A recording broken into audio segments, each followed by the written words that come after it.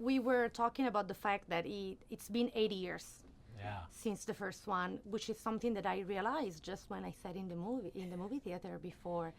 And 80 years is a long time, like technically wise, VFX wise. Did you find that you had more tools to play with, and do we see that in some specific scenes? I see you want to so answer. many tools. No, go for it.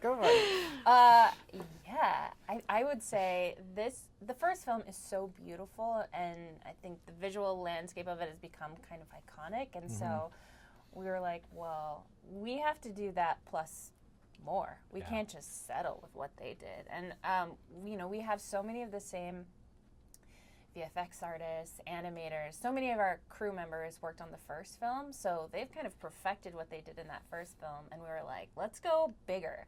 Let's be bolder. Let's do something we haven't done before.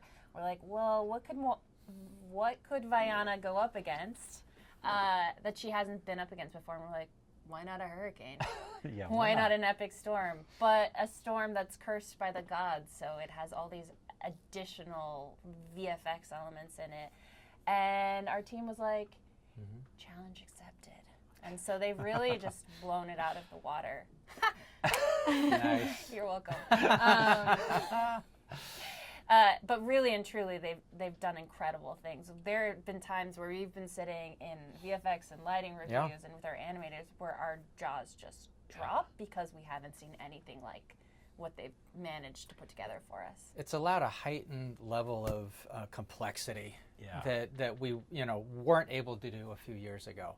But we are building off of the incredible visual building blocks of the first film. So Moana was supposed to be a TV series at first, and then they decided to make it into a second movie. When did you, regardless of the format, when did you realize that it had potential to be an origin story? There was something that clicked for you, or it was more of a flow process? Well, we were always, wanting to tell a continuing story of Moana, one that spoke to the ongoing evolution of self and giving, Moana really an epic voyage and journey. And so that story was what we always wanted to tell. And we put it up on the big screen and we watched it together. And as we screened it over and over, it just became clear that this story needed to be told on the biggest screen possible.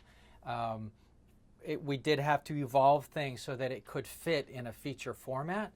But overall, the story goals that we had as a series are the same story goals in the movie. I think we were able to tell the story, a bigger story for sure, and it really helped inform the storytelling through the story of Vaiana herself as a character. Everything has to be so much more focused when you're telling it a feature, and we learned a lot by doing the series work, but it really ultimately, once we understood that we were going to make it a feature, we had to retool the story quite a bit to make it only really as important through Vaiana's eyes, and I think it actually helped the story grow and become a better story by doing that. So you were talking about your background before leading you to that, and I was noticing your tattoo. Oh, yeah. Yeah, is that?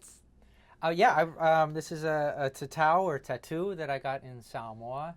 And like Dana, I'm very proud of my Samoan heritage, and it's an absolute gift that we've gotten to tell this story and to celebrate cultures that are often overlooked.